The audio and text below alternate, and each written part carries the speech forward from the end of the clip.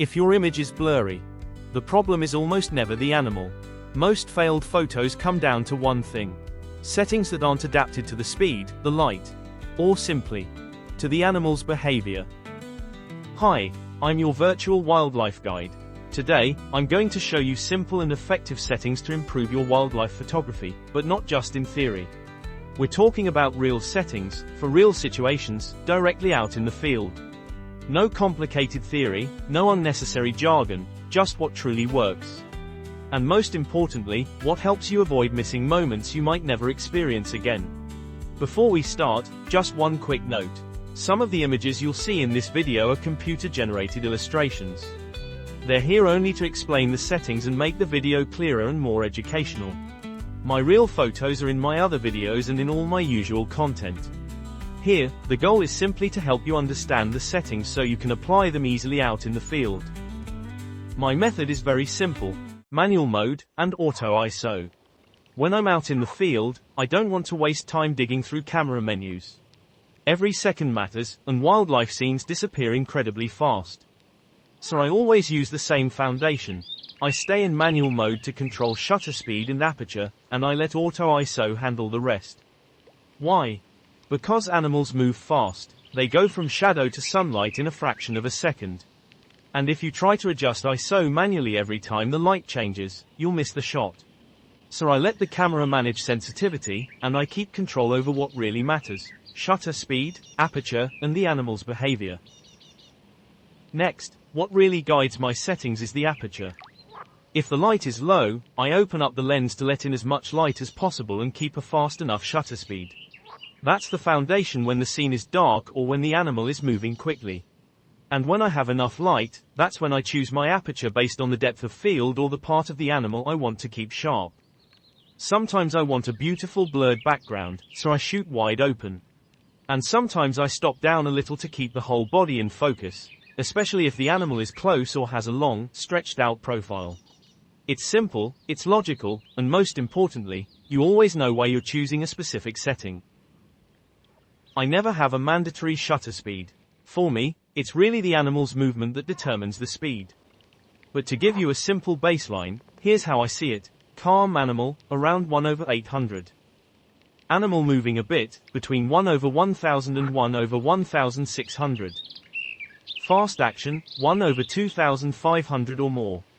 These are just guidelines. Once you're in the field, you watch the animal, you read its rhythm, you adapt, and you adjust your shutter speed based on what it's doing. There's one thing I use all the time in wildlife photography: continuous autofocus, often called AFC. In AFC, the camera keeps focusing as long as you hold the shutter halfway down. And in wildlife photography, that's essential. Animals move, change direction, lift their heads, or appear out of nowhere. With AFC, the camera tracks those movements, follows them, and keeps the subject sharp without you having to refocus every time. It makes you more reactive, gives you more freedom to compose, and, most importantly, keeps you from missing a scene just because the animal moved at the wrong moment. AFC areas: we've talked about continuous autofocus, but there's one very important thing: your AFC area size. That's what tells the camera where to look for the subject. And if you choose the wrong area, even the best autofocus in the world will lock onto a branch, a blade of grass, or the background. In wildlife photography, I keep it simple: wide AF area for mammals. Why? Because mammals move smoothly, sometimes unpredictably, and with a wide area the camera has more room to track them naturally. Perfect for foxes, roe deer, badgers, wild boar, and most large animals. Small AF area for perched birds. Birds are small, fast, and often surrounded by branches. With a small AF point, you aim precisely for the eye, and you avoid the camera grabbing every twig in the background. This makes a huge difference for perched bird photography. Wide AF area for birds in flight. Here, everything moves quickly, so you stop aiming millimeter perfect. You open up the AF area, let the camera track the motion, and simply keep the bird in the frame. Wide area plus burst mode plus subject tracking massively increases your chances of getting sharp images. The secret is simple: choose the AF area that matches the movement, and only change it when the situation changes. Not every 2 minutes. Concrete examples depending on the situation. The fox. With a fox, everything can change very quickly. It stops, then moves, then suddenly takes off again. So I always keep a fairly fast shutter speed, and I open up the aperture depending on the light. The idea is to be ready to shoot without having to think. And above all, I watch for the moment when it lifts its head. That's often when you get the best shot, the look, the posture, and that slight tension in the body that creates beautiful images. The roe deer. Roe deer are skittish. They move quickly, and they often live in darker areas, under the trees or along forest edges. So I open up the aperture to gather as much light as possible, and I keep a shutter speed that lets me follow their sudden movements. But the real secret, don't get closer too quickly. A roe deer that stares at you for a long time, without moving, is a deer that has spotted you and is hesitating. In that moment, you're already too close. For perched birds.